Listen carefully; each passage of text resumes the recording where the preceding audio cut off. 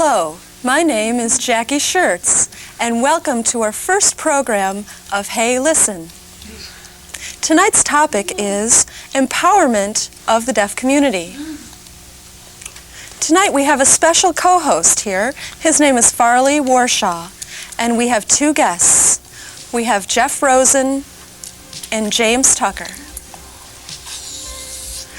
We will have a very exciting discussion and a very honest discussion about what happened at the Gallaudet protest this spring. And we want to talk about our view for the future for Deaf America. Stay tuned and we'll be right back.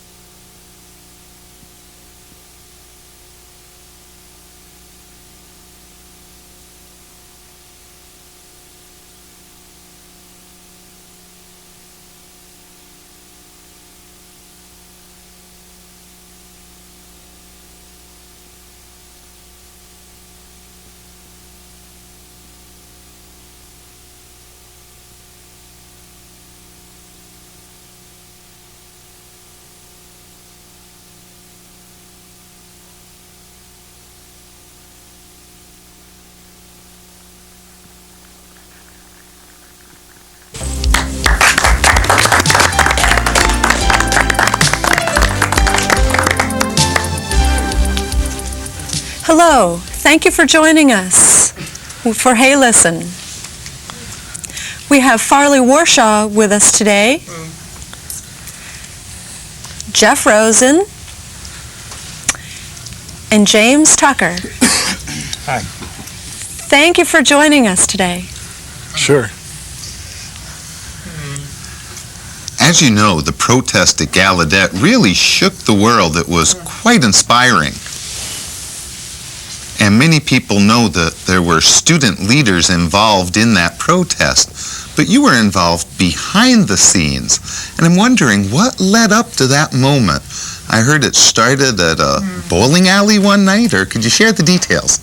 Well, really, there were several individuals, and when Lee resigned as president of Gallaudet, around August sometime in '87, and several people at that time tried to write some letters and had some petitions going on. But apparently a group of us, really decided to do something big, and it happened to be Jeff and myself and another guy, and one night we were all at a bowling alley just getting together and just talking about some political issues and ideas.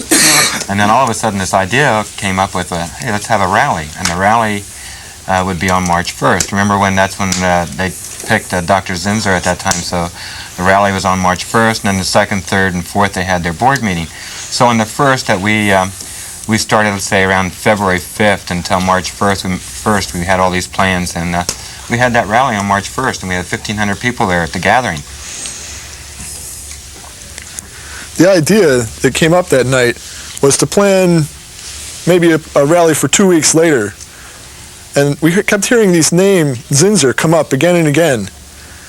Many people at Gallaudet felt powerless. They didn't feel they had any ability to influence what was happening with the process. And we felt that we might be stuck with whatever we got. And we felt at that moment we wanted to have some influence in what was happening with our lives and see if we could cause some change in the mindset of the people who were in control of Gallaudet at the time. How and where we started, we really should have started with the alumni first. At the rally? Oh, what was this? With ourselves.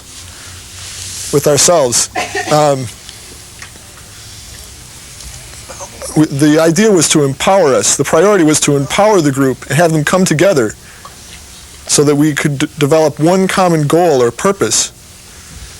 So amongst our group, that was our goal. at first everyone was pretty apathetic. There was not a lot of motivation. It was just maybe another way to cut class. But when the day arrived and every speaker got up and was deaf, and every person that was involved with the planning was deaf, there was a strong feeling that, yes, there was something about this that was right. There was something internal that made this all click. And this was a strong communication to the board that deaf people, as a community, felt it was time. With the whole collection of our experiences, it was time to make some demands that the word demand at that point wasn't in our vocabulary, and we didn't want the board to actually interpret it that way. We maybe wanted to say it as a wish. Gallaudet isn't a democratic university, so we weren't going to vote on this. The board has many representatives from us. The majority is hearing. Maybe there's 10 or 12 hearing and maybe 4 deaf people on the board. Okay, I noticed you used the word empowerment. I think that's a very important concept for this show. And the word empowerment, could you please explain what that means specifically? Well, really, I believe that individual people have their own definition. For myself, it means self-determination. It means that deaf people, they make the decisions for themselves. Deaf people control their own destiny. Deaf people have the freedom of choice. We should be able to teach all deaf people to start with the kids. And we teach them speech, but also signing. We teach them hearing culture and also deaf culture. We teach them about U.S. history. We also should talk about deaf history to give them that choice, and I believe that's what we call empowerment. Okay, so choices are a key word. So what is your view, please, of empowerment? Basically, I agree with his definition. It's a wonderful description for the term. Empowerment is just a beginning. It comes from within. But unfortunately, we have so many problems amongst our group.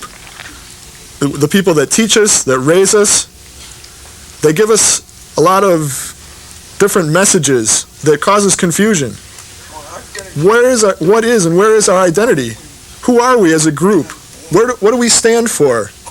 Where are we going from here? That should be we should have clear communication with our children and with the older folks that we are deaf individuals. And how do we face the world as deaf adults? Some people say no, and they try to change the way we face the world. And we lose some of our identity when we're mainstreamed in that way. Some people say when you're not noticed, that's fine, that's your success. But that's not a very empowering definition. For me, empowerment means that you have choices.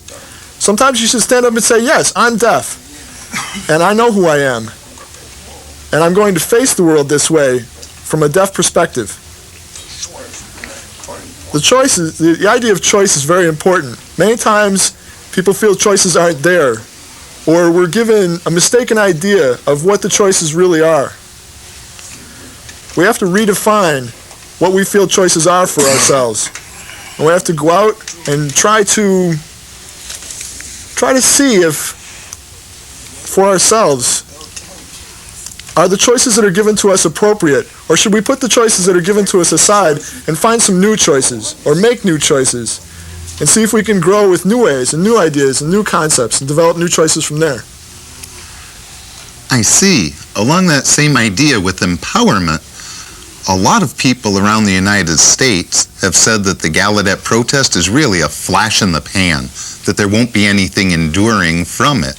How can we ensure ongoing vitality from this effort so things don't fizzle out? James, would you want to respond? You go first. Well, the problem, you see at Gallaudet, sure, there was a problem there. But one of the things that came up was that it never disappeared. The people that were there know that, yes, they have power.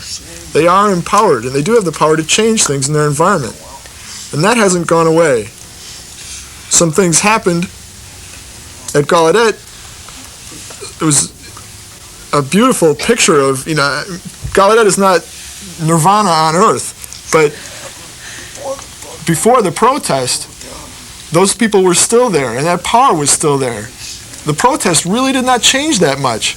Maybe now people will be less humble about it or less complacent, but the power is still there. The idea of working with deaf people and teaching deaf people are still the same. The attitudes continue. The educational process started in the protest was sort of a project for that, as a way to educate people. Okay, so when you're talking about empowerment and attitude, that was a very, very large part. You know, the attitude obviously was not going to change in the whole country overnight. You're saying that we need to educate people.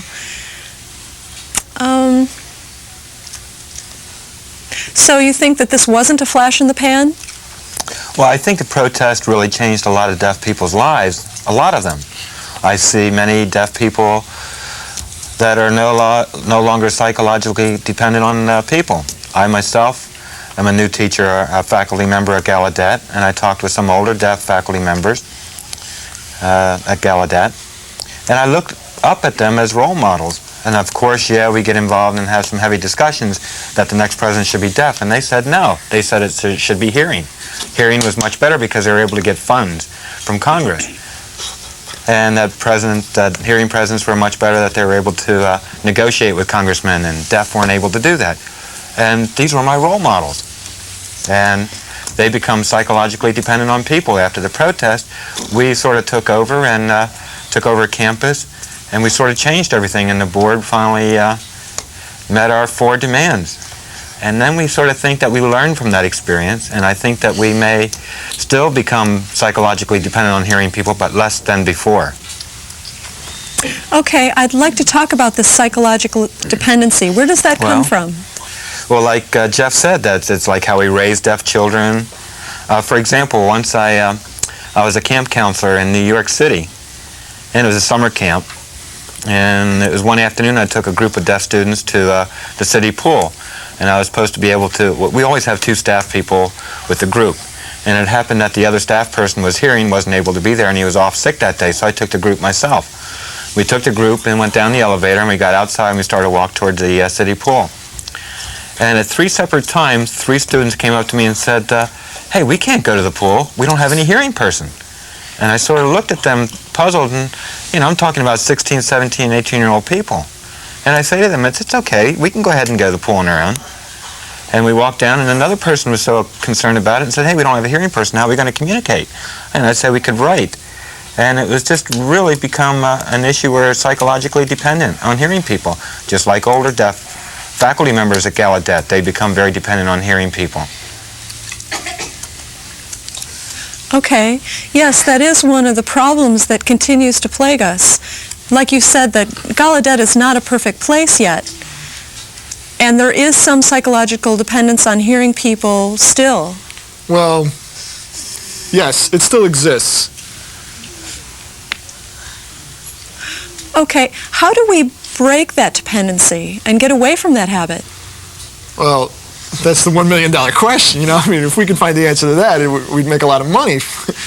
But really, what it comes down to is with raising children, and the generation that we saw at Gallaudet was a beautiful generation. They're very proud of the kids. We're very proud of the kids that were there. They are truly the leaders of tomorrow. I see many of them at NTID, and they have a promising future. Their ideals, their goals, the expectations and dreams that they carry are perfect and beautiful. One of the problems is that how many of you said no to these people? You can't. Or, well, perhaps you should not. Or try to change their minds. Or maybe they will change their minds. And we need to reinforce them to say, don't change your dreams. I work as a lawyer, and for all my life, people said, oh, you can't do that. You really shouldn't. You're really crazy to even think about it. But I ignored them. And deaf people helped me, and, you know, I ignored them, and it helped. I think that that's a big concern. Okay. We need to take a break right now. I would love to let you continue, but please just settle down and relax, and we'll have a message from our sponsors. Thank you.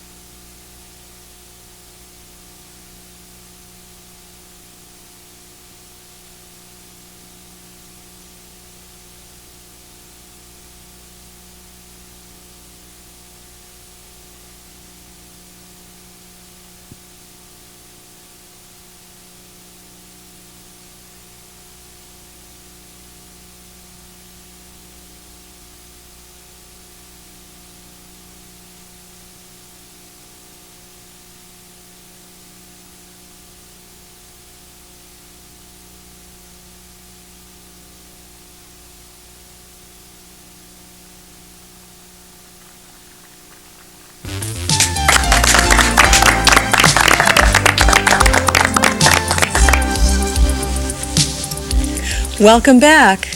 We've just been talking with Jeff Rosen, and we'd like to talk about the new generation of young deaf people. Please continue.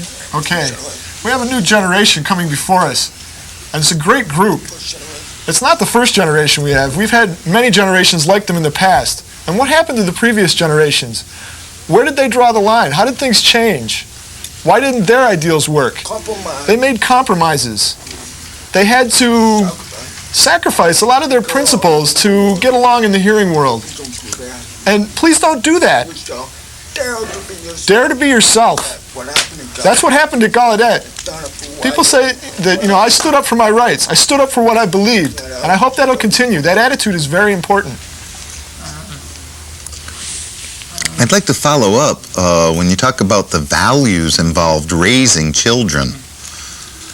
There's many schools for the deaf or mainstream schools where the students are trained to obey authority, that you can never challenge authority, that's inherently bad. And the teachers have no comprehension of deafness, of deaf culture, of the real impact. When the students get out in the world, they find they're incapable of dealing with it. How can we resolve this? Well, speaking from my experience, I'm mainstream most of my time in my school. It's really that kind of a sign for it. Maybe underneath. I have deaf parents, and I could tell my parents my things that are special, like when I come home. My parents didn't say to me like, hey, what'd you come home late for? My parents are always saying like, hey, what'd you come home early for? So I thought that Mom and Dad gave me a wonderful environment. Okay, hold on just a moment. So your parents gave you some skills to live independently and go out on your own. So that seems very important. Yeah. And it's very important for a person to be able to function that way.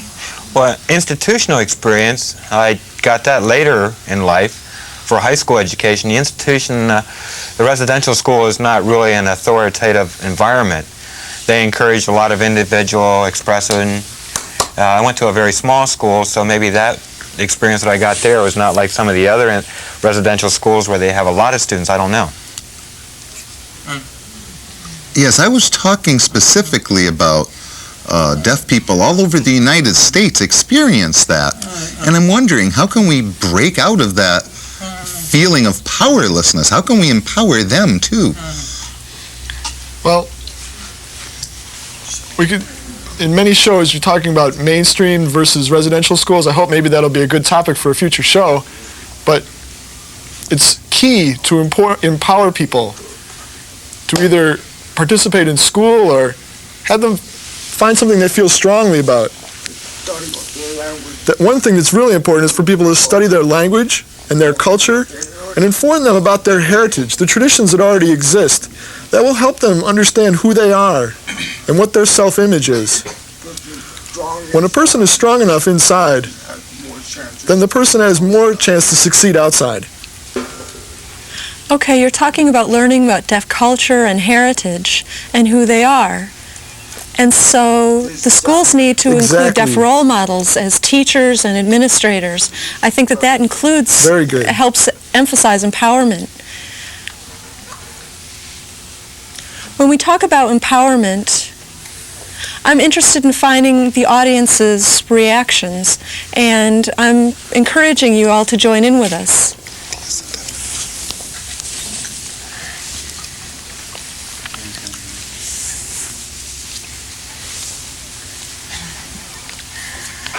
My definition of empowerment means that you have to have a lot of guts in the political process. From my perspective, a lot of people have thought, oh, you're deaf, you poor deaf person. You must be so frustrated in politics. But I want to tell you that deaf people can do it. I have heard for many years about how you cannot do it because you're deaf. And I've had it.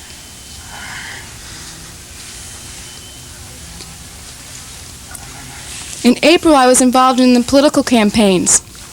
And people thought, isn't that odd that you're involved in that? I said, yes, why can't I do that? Why can't I run?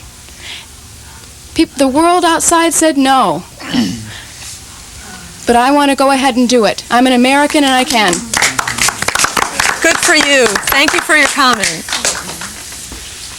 I'd like to respond to that. Now, it's true. I'm very, very glad to hear about your experiences. But a lot of people feel, wow, there's so much activity, everything happening. They feel that everything's gone on and they're behind in the race. I'd like to explain maybe one story from my experience in Washington State. When I was in Washington, I was at a party, enjoying myself, talking with an older person who approached me and said, "You're very lucky." And said that when they applied for a job, I had a master's degree and they didn't have anything. And at that time, I didn't have any interpreters, and I didn't have SSI for support, and I didn't have decoders, and I didn't have anything when I was growing up. None of the things that you have now. You've been able to use that as a great way to succeed. You're very lucky. And I listened to what the person said and thought, well, that sort of attitude should be buried. I mean, it's. They were lucky too. I mean, yeah, he's right that I'm lucky, but that their generation could have been angry and fought and cried, and that would have given our generation their legacy, and that we could do it. So each generation needs to support the next one and fight for it. It doesn't matter how hard it is. We need to push for the next generation to go to the next place and feel jealous about the new generation, saying that they've got everything and that they'd like that. When you see that sort of experience, you'll know that it's working. Thank you very much. I'd like to pose a question for the audience. We know that as people grow up, they really have two jobs in life. One job is just being a deaf person, struggling with everyone about issues related to deafness. And the second is the job of your employment. And opportunities don't always occur. It seems like job opportunities are really limited, but it's almost a full-time job just educating people about the needs of the deaf population.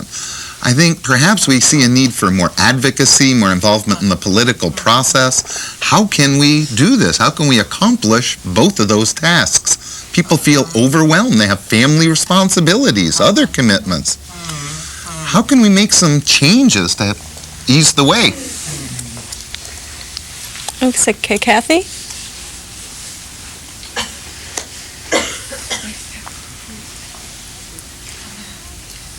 You need a sense of community. Alone, you can't do it. We need to work together, and the community will grow.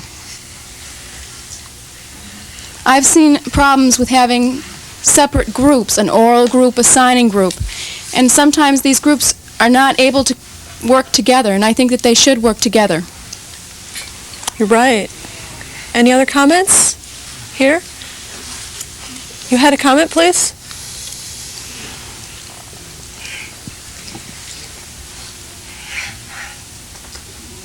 As Sharon has just mentioned, that's what I mean by community, not one person doing something alone. I must go into it only myself? No. We have to grab people all around us and do it together. Work together for a common goal.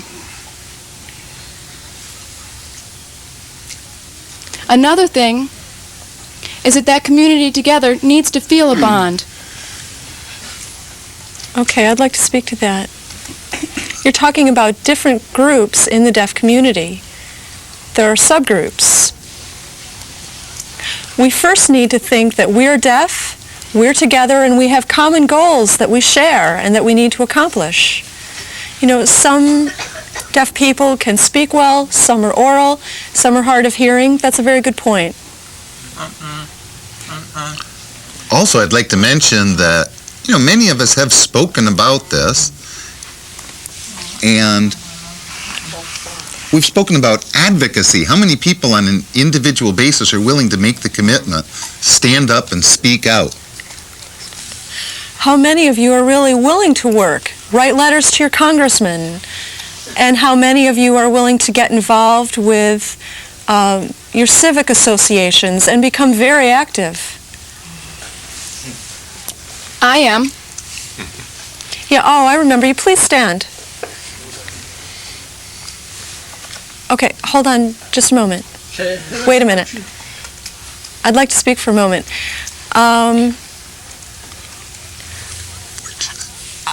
We're very fortunate to have Jack Levesque join us in the audience. He's from California and is the director of DECARA. A deaf advocacy group for the deaf in California. He became very involved with the protest at Gallaudet, and he left his job for a 2-week leave to be involved with Gallaudet.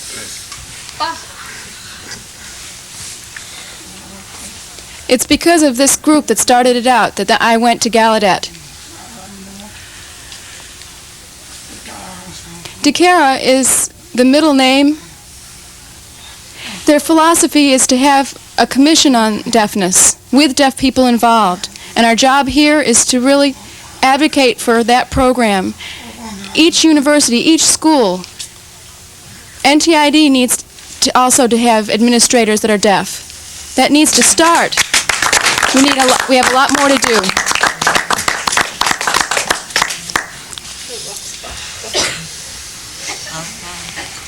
I'd like to follow up on that question by asking, Jack, you left your job for 2 weeks, and I'm curious how you set that priority of what was most important at that time, being at Gallaudet or being at work. At that time, the Commission supported my concept and the philosophy of and by and for the deaf. I left to go to Gallaudet, and I didn't really know if I would be coming home. Definitely, I needed to be there to fight for it. And as I was talking to people on campus, the students, and asking them how they felt, I see that people are very excited about participating, but we need to take a short break first. And stay tuned, we'll be back.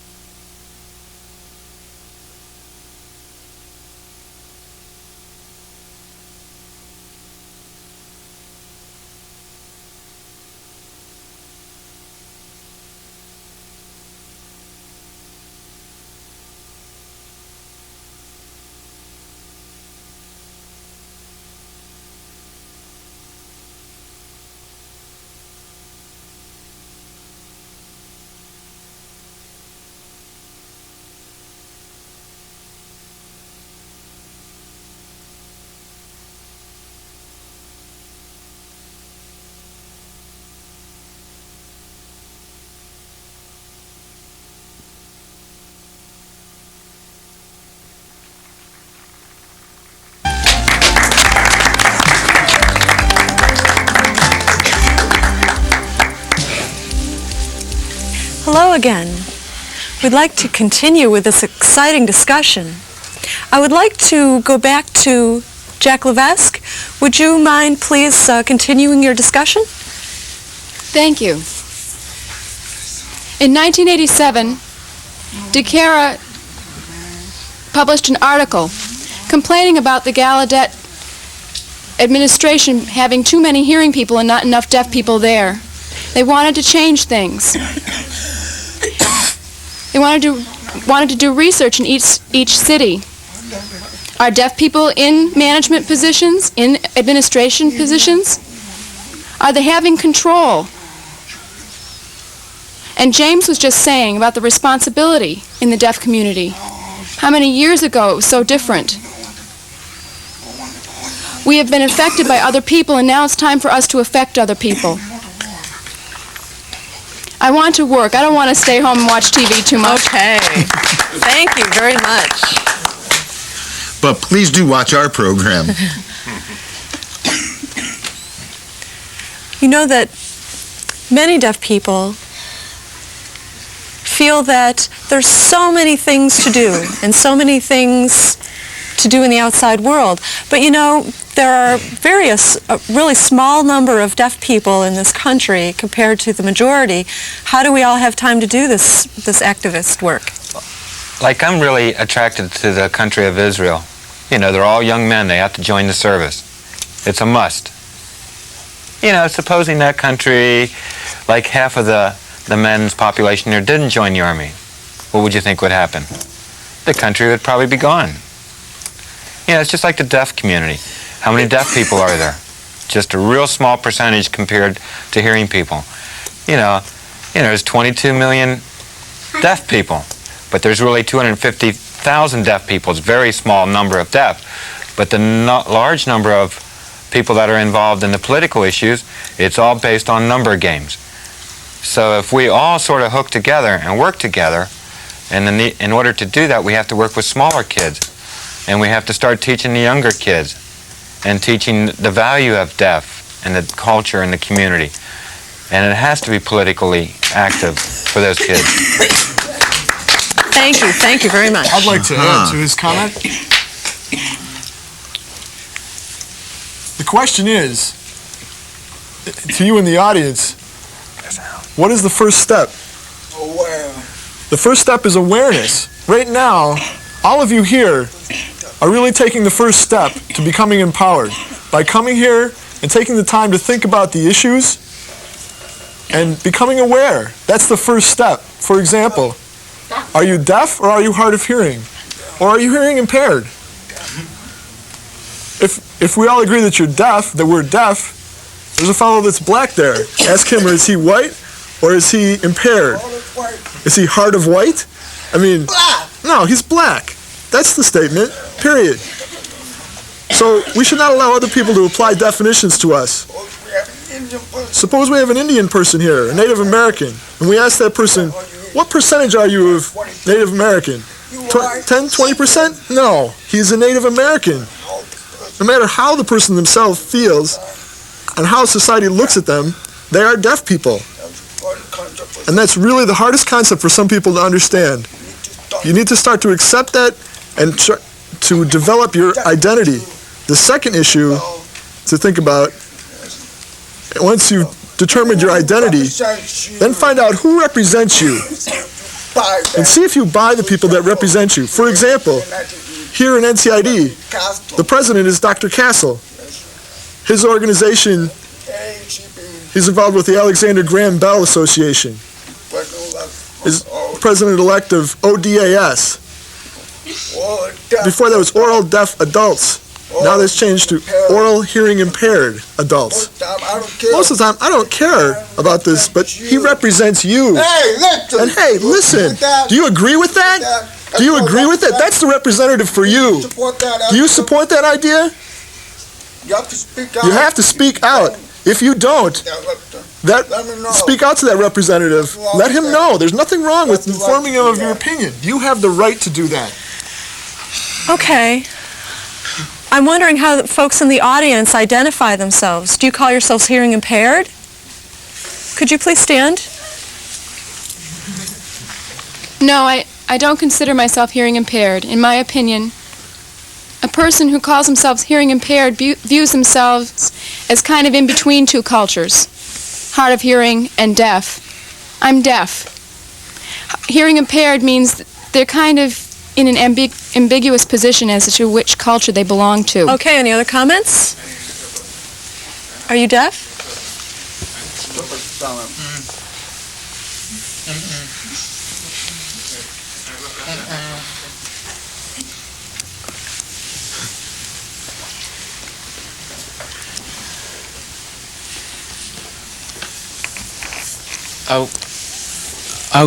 I was wondering what those our second step of empowerment.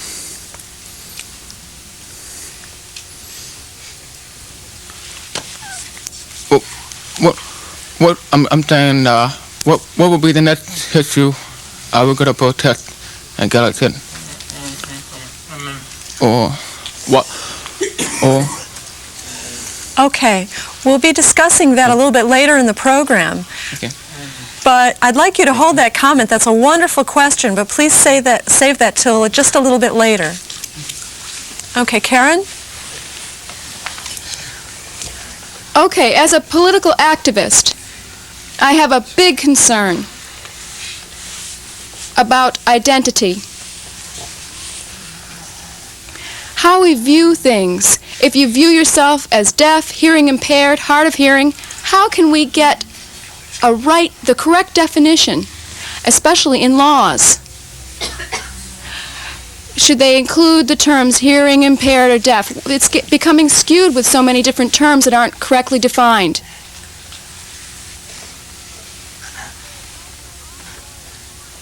There are all sorts of minorities listed in the books, in our laws. Blacks, women, different minorities. We need to decide on the correct definition. Okay, we have another comment?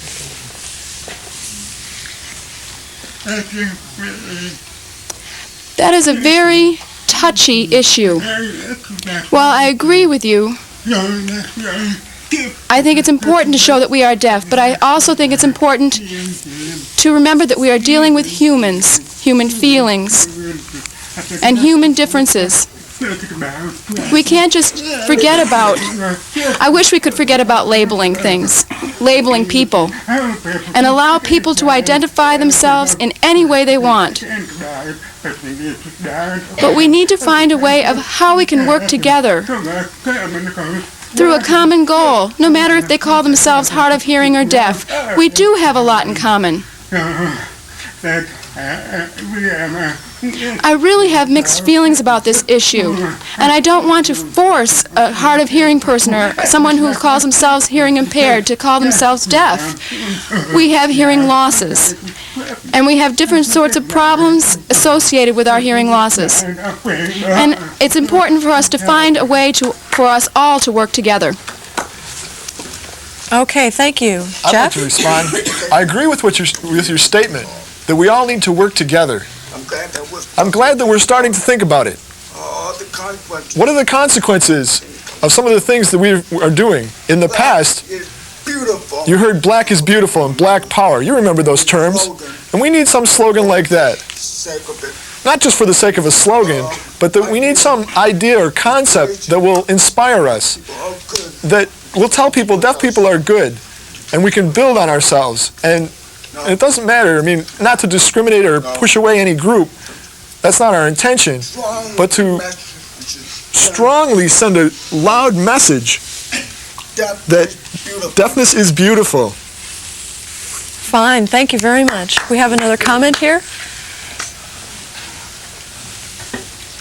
Go ahead, please. I think that right now, and so far since this program started, I've been really thinking about the effects that the Gallaudet protest affected my school. I went to the Rochester School for the Deaf. We went through the same kind of idea at RSD. We had demands that we put on the administration there.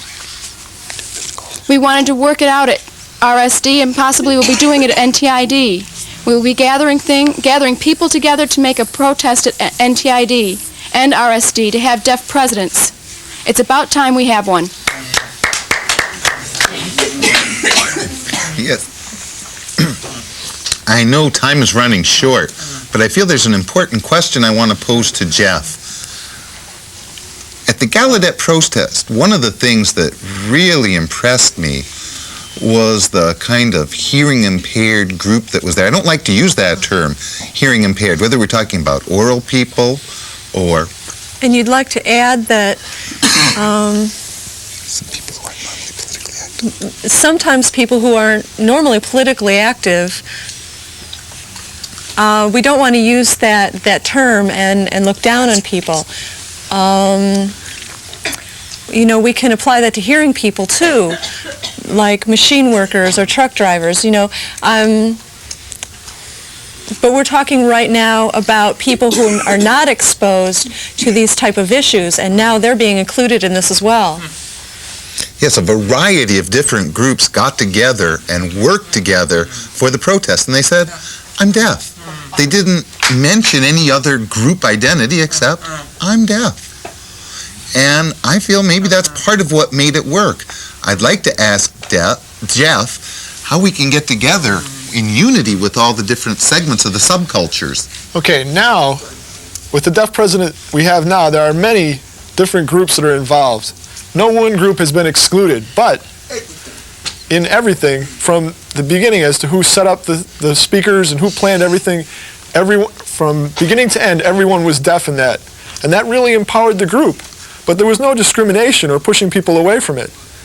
Those people wanted to be involved because they understood from their own experience in growing up, and they wanted to prove that they were oppressed and make a statement about it. Now, how do we as a community work together? There's one biggest problem. The biggest challenge that we have to overcome is our attitudes. Yours and society's. First, you have to develop your own identity and have no negative attitudes about yourself. Maybe all of us have personal problems, we have hot tempers, or we're restless or whatever, but in regards to your political attitude, we need to change people's attitude and educate them. And that's how we can work together. That's the key. Attitudes need to change, not people. Okay, we'll be right back with more discussion with our audience. So please stay with us.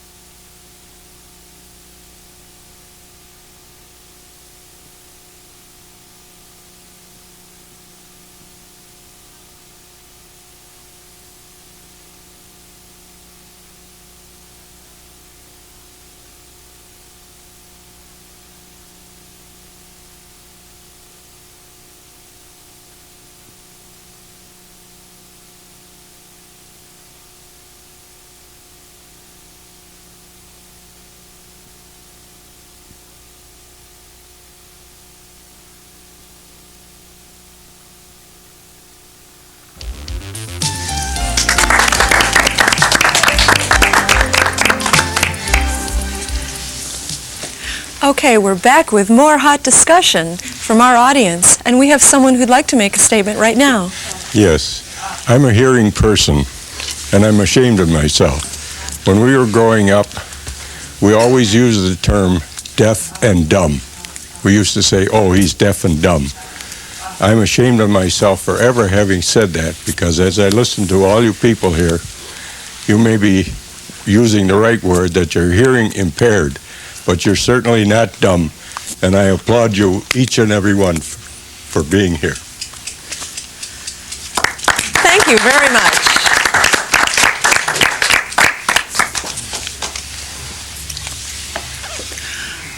Okay, now we'd like to pursue the issue of empowerment and what that means. You recently said that it meant we have the freedom to make selections and choices for ourselves. First, we need to understand what our choices are, and that implies that we need to have a grasp of language. Could you go with that? Languages. You know, American Sign Language, ASL. ASL has been so oppressed for many, many years. In many, many schools, it's still forbidden and it's outlawed. In Milan, Italy, they all got together a long time ago, back in the 18th century, and they talked about the educators and got them together and decided that the oral method was the best, and they oppressed signing. Those people were not deaf also, right? They were all hearing, yes. They were all hearing. Oral. And ever since that, for 100 years, signing sort of went away. Did it? You know, how'd they get rid of that? Does that mean we have to get rid of everybody's eyes? And then we'll be able to get rid of signing. But signing is very natural. Signing ASL is not political, but that's biological. Biological, the signing movement. But we've been oppressed, and that's a lot. Even at Gallaudet, my employer, they oppress ASL. In the public relations office, for an example, they don't even sign there for Gallaudet. Never. Until they had that protest. The situation really got screwed up. And TV people came in, and they wanted to talk with students, interview with people. And the public relations person from Gallaudet interrupted and said, oh, no, they had to go through the public relations office. And they said, yeah, I got a phone call, and the lady just laughed and said, oh, I'll go talk with the person first in the public relations office, and you'll be second. So they interviewed the person from the public relations office, and I said to her, please sign. So when the reporter was there and they were on camera, she never signed. And she's a public relations director at Gallaudet, and she started talking. That really upset me, and I said, hey, you need to sign. And she said, oh, gee, I'm sorry. That was somewhat upsetting. When that was over with, after she did her part, and then Jeff was on, and they started interviewing some other students. And you know, Gallaudet is supposed to be the deaf mecca. There it's oppressed. Until the protest happened at Gallaudet and the deaf people took over campus for that whole week, everybody started signing more and more and more for the whole week. It's beautiful. Now, right now, it's much better. But we only one small bottle. And there's still a big war going on. And every time I'm really sick of new freshmen coming in there don't know how to sign. And I wish they would have signed a long time ago, they say. They said, I wish I would have signed a long time ago. Year after year after year. And I'm sure the same things happen at NTID. Some of those people are saying the same thing. They wish they would have signed a long time ago. You have that freedom of choice. Believe in it. I support speech training, yes. At the same time, I also support signing training. Both of them. Thank you very much. I'd like to add something to what you were just talking about. You were talking about the media and the exposure at Gallaudet. As we look to the future, I think we're seeing that deaf people are finally taking advantage of some of the power of media. How can we expand our efforts there and perhaps get some funding sources? You know that money talks and money is power. How can we encourage more use of media and funding sources for the deaf community?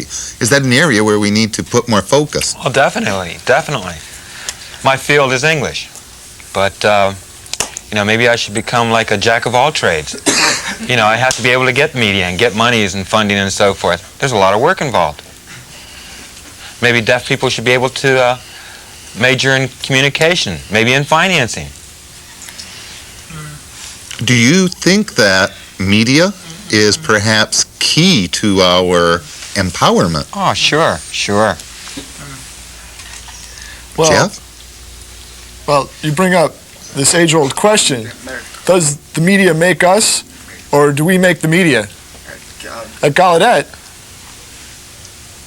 at the beginning, the media didn't care about the deaf people at all. They didn't want to communicate with the deaf people. They'd rather talk with the people who were deaf but could speak, and they preferred to interview them. And later, they shifted over to deaf people. And then the deaf people started using interpreters, and it was very confusing as to where the camera should point and who should be speaking. But after a week, my God, it was amazing how well they were able to work together. So this is part of our education. This is a needed part of our educational system. If you're going to do something, the media will take notice of it. But you need to take the action. If you wait for people to make it for you, it may never happen.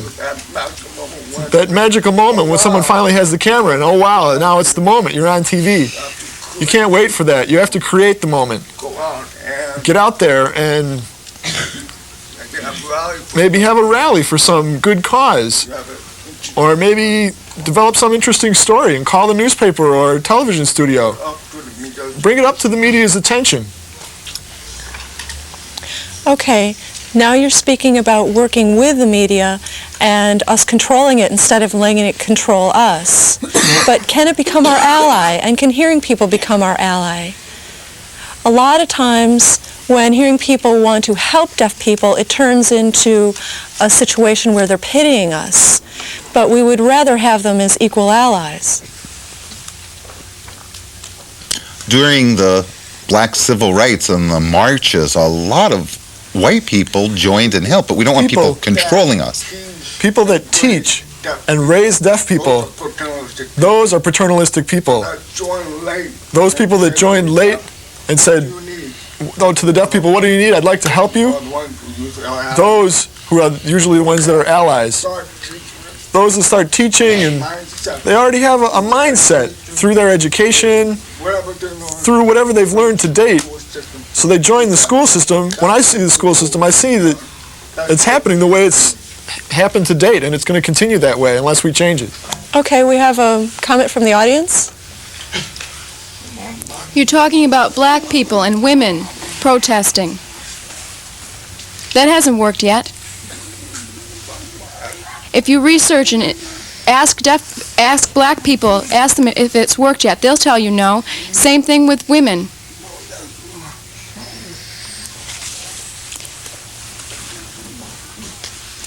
It's non-stop. It's a continuous fight.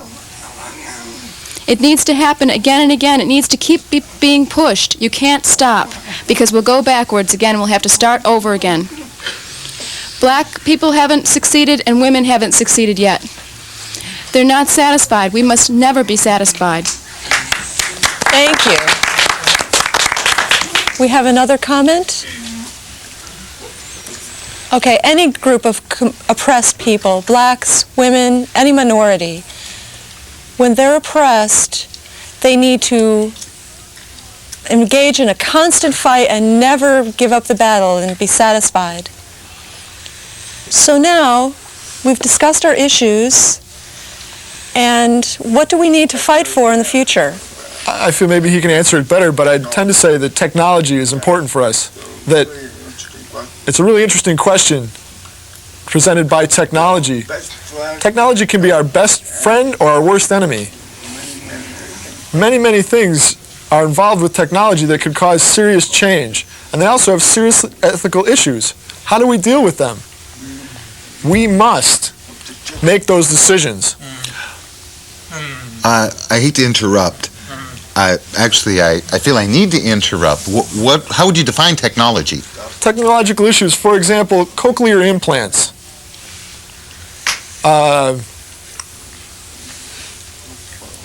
What are maybe some other technological issues? But there's many things I'm sure you're aware of. Like,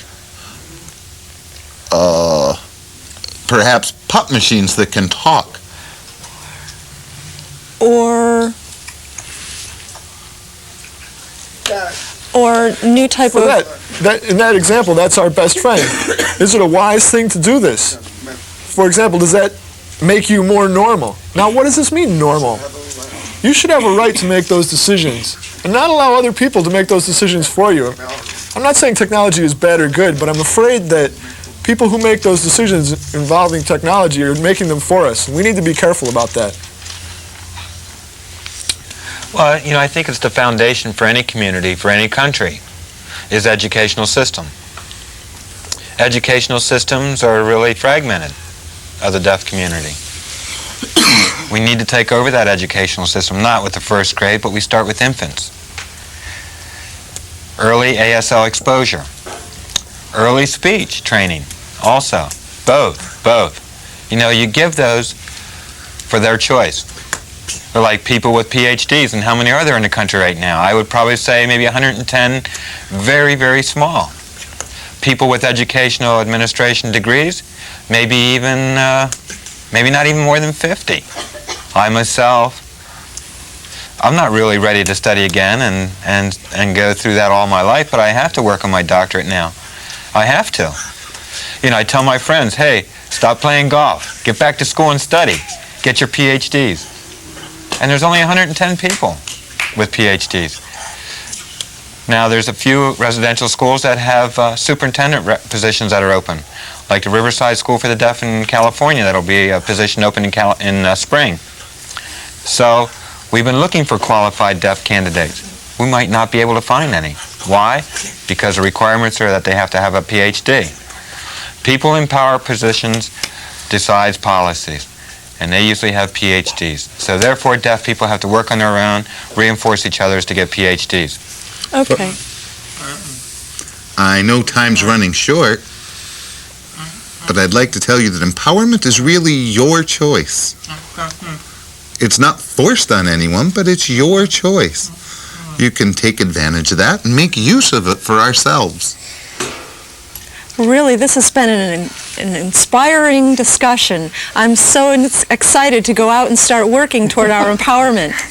I know that we'd like to keep discussing this for a long time, but our time is pretty much over with, and we need to get paid from our sponsors.